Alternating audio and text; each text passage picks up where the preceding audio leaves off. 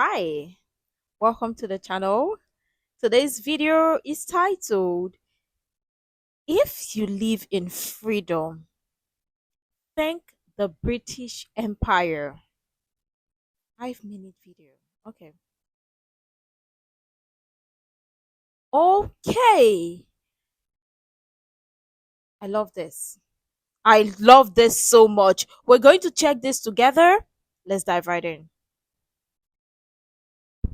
Over the last 400 years, what power has done the most to spread the ideals of limited government, an independent judiciary, certain inalienable rights, and free markets?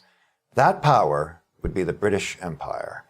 It was Hmm. Britain that gave these ideals to the United States. It was the British Empire, the largest empire the world has ever known, which made these ideals global aspirations. It was the British Empire, along with America, that defended these ideals in two colossal world wars. Hmm. Freedom was an Englishman's right, and wherever he went, he took that right with him, whether he was an English colonist in America, Wait, governing freedom himself is through what? Take it back a bit. was an Englishman's right, and Hmm. wherever he went, he took that right with him.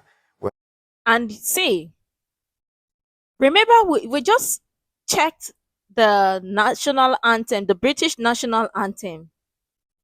Freedom for all. In their national anthem, freedom for all. Freedom is the Englishman's right. Mother of the free. I love this. And wherever the Englishman goes, it takes that right with him. Thank you, sir. Let's take it back a bit. I'm sorry, I had to pause it here, but I just wanted to say something and it just can't go unnoticed. Freedom was an Englishman's right, and wherever he went, he took that right with him, Hmm. whether he was an English colonist in America, governing himself through a locally elected assembly, or an English adventurer like Sir Stamford Raffles, creating the free market city-state of Singapore, Hmm. or an English officer like T.E. Lawrence, leading Arab tribesmen against the Turks. The British always thought of themselves as liberators, as bringers of freedom. The Hmm. British believed the final and necessary justification of their empire was a moral one.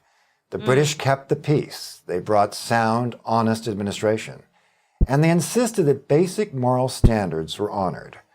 The British did not try to nation build in the way we think of it now.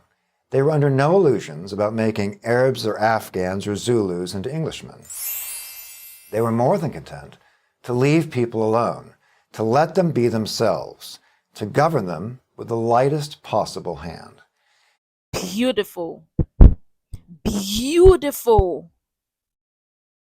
And listen, when it comes to history, I always say it. I mean, if you're not new to this channel, I always say it. Learn history for good. Don't just sit and be dependent or just sit to say, oh, I heard this, and you're going to stick with that. Listen, when it comes to history, people are going to share knowledge or what from their own perspective. For me, I always like to hear from different angles. I want to hear from everyone's perspective. I want to learn from different perspective. I don't just want to sit down to say, "Oh, I've heard this, then I'm satisfied with this." I don't go with that. I don't run with that. I learn to hear what others have been saying from others' perspective, different perspective.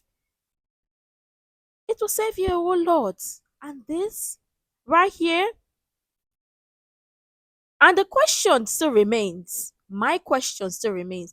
How can such a tiny, a tiny island, if you look at the landmass of Great Britain, sorry, and you look at the rest of the world, you would ask yourself, like, wait, I said it in another video. If small but mighty, like if you're looking for the actual definition of what small but mighty is, let it be known to you today that the definition is Great Britain. Don't let anyone fool you. It's Great Britain. That is who they are. Small but mighty, holding so much power. Freedom for all. And it's not just I did not see anywhere in the national anthem where it said freedom for few or freedom for a particular group of people. Emphasis on all. Mother of the free. Mother of the free. It seems like I'm preaching. But yeah. In American history, we remember this when we think of the British Empire's so called benign neglect. Mm. We can see it throughout the history of the British Empire. Think about the vast territory of the Sudan. It was governed by 140 British civil servants. Even Gandhi praised the British Empire, paraphrasing Jefferson, saying that he believed that the best government was the government that governed least, and that he found that the British Empire guaranteed his freedom and governed him least of all. In the defense of Emphasis on freedom. You see, now look at it. Associating British Empire to freedom. And you see why in the national anthem they had freedom for all. I'm sure people will look at it like, "Hmm, but you don't have freedom." Excuse you? Excuse you, ma'am? Sir? What did you say? Freedom for all. Let that sink in. Mother of the free. Let that sink in. Let it sink in. I'm just going to take it back. The best government. government was the government that governed least, and that he found that the British Empire guaranteed his freedom and governed him least of all. Hmm. In the defense of freedom, the empire drew moral lines. No power did more to abolish slavery and the slave trade in the modern world than did the British Empire. The Exactly. British Treasury spent enormous sums to liberate slaves and compensate Hmm. slave owners in the Caribbean. The Royal Navy had as a primary duty the eradication of the slave trade, and in fact, abolishing the slave trade became a major factor driving the expansion of the British Empire. Yes. The British Yes. enforced a Pax Britannica, putting down pirates, taming headhunters, and keeping the peace between previously warring tribes and religions. While respecting and often ruling through local leaders, the British still insisted on certain Judeo-Christian moral standards. They were not, in that respect, multiculturalists. They had a firm sense of right and wrong. When Sir Charles Napier was confronted by the practice of suttee, widow burning, in India, he told the Brahmin priests involved that he understood it was their custom. But the British had a custom too. They hanged men who burned women alive, and their goods were confiscated. So if the Brahmins insisted on continuing their tradition of widow burning, then he would insist on following his British tradition of Okay. hanging the murderers of widows. See that? You see that? Remember that. Remember what the anthem said again. Freedom for all. They believe in right and wrong. I just want to believe, like, you see, when they associate the British Empire, it's always associated with freedom and peace, not individual, group. If you see anything bad going on, I always say it is a person, somebody who just wants something for themselves. But a collective group is when it's about the group, the entire body of the British Empire, it is always associated with freedom and peace. That's why the national anthem has it. Freedom for all. Am I also part of the freedom for all? Yes, I am. I'm sorry, I'm just going to break that news to you. I am part of the freedom for all. They did not say freedom for a particular group of people or freedom for people that look like this. Freedom for all. Mother of the free. And that right there is just something anybody could just sit down and soak it in, digest it. Just in case you're asking, you're wondering, where are your rights? Where are your freedom? Remember the national anthem. Freedom for all. Mother of the free. God who made thee mighty, made the mightier indeed. Mighty. It's a small island. Small, tiny. Yet they are the mightiest. I'm sorry. And maybe some other people might take offense to this, but I'm sorry. They are mighty, mightier indeed. And we just have to respect that because they gave us freedom. Emphasis on freedom for all, not freedom for some, not freedom for partial, not freedom for a percentage of group of people. Emphasis on all. Mother of the free. I'm just going to continuously say that until some people get it. I'm sorry. I'm sorry. I'm sorry. That's just it. But yeah, Widow burning in India soon ceased. But we don't have to dig far into let's take history. it back. Sorry. I think I spent too long. Burning, then he would insist on following his British tradition of hanging the murderers of widows. Widow burning in India soon ceased.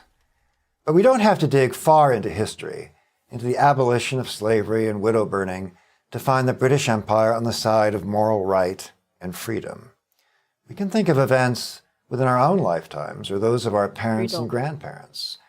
When we think of the two deadliest threats to freedom in the 20th century, we generally think of communism and Nazism. Hmm. But how many remember that in 1940, after the Hitler-Stalin Pact and after the fall of France, one power, the British Empire, stood Remained. alone in mortal combat against the combined tyrannies of the world? Hmm. Even where the British have merited criticism, as in Ireland, there is more to the imperial story.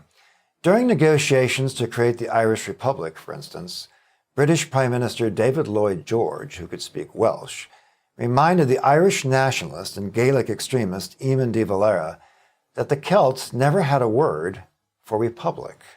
It was an idea given to them by the English. This is our own history, too. If you love America, you should also love the power that gave us our sense of inalienable rights, rights traceable back to Magna Carta. It all started in America with the British Empire, a great Hmm. liberty-loving empire. It is the empire's legacy, the English-speaking world, that remains the great global guardian of freedom today. Hmm. I'm H.W. Crocker for Prager University. Thank you, sir. Thanks for watching. Thank you so much for this. Emphasis on associating British Empire, British Empire, freedom. The anthem did not say freedom for some. It did not say freedom for a partial group of people. It did not say freedom for one person or 1%. It said freedom for all. Freedom for all. And I'm sorry, lots of people may not like the outcome of how history went, but it is not your job to go back to paint history, to repeat history, to counter the side of history that you want to be talked about, or to say, well, this part of history, this.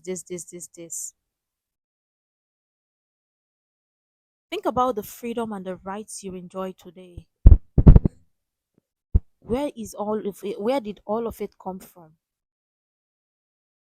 Just think about it for a moment. Where did all of it come from? Freedom for all. Mother of the free. Just like what the title of this video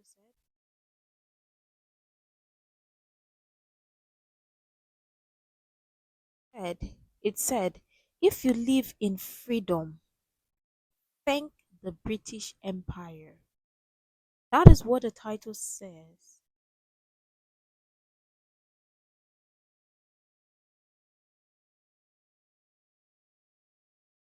Emphasis on freedom. In freedom today, thank the British Empire. That's why their anthem has it. God who made thee mightier indeed. land of hope and glory. Hope and glory. Freedom for all. Mother of the free. That's beautiful. That's just so beautiful. But again, I always say sometimes an individual might not like things, might just want to be in control. I mean, if you check history as a whole, you will see that sometimes everything might be going on so well, and then an individual might just come to say, oh, they don't like how all of everything is all peaceful. They want to create war, or they want to create chaos. Is the exact same thing we experience or we see today. And I don't want to make this video lengthier than it is, but again, emphasis on freedom for all in the national anthem, the British national anthem. Freedom for all, not freedom for some, not freedom for a particular group of people, not freedom for half, all. Mother of the free. That's all I've got to say.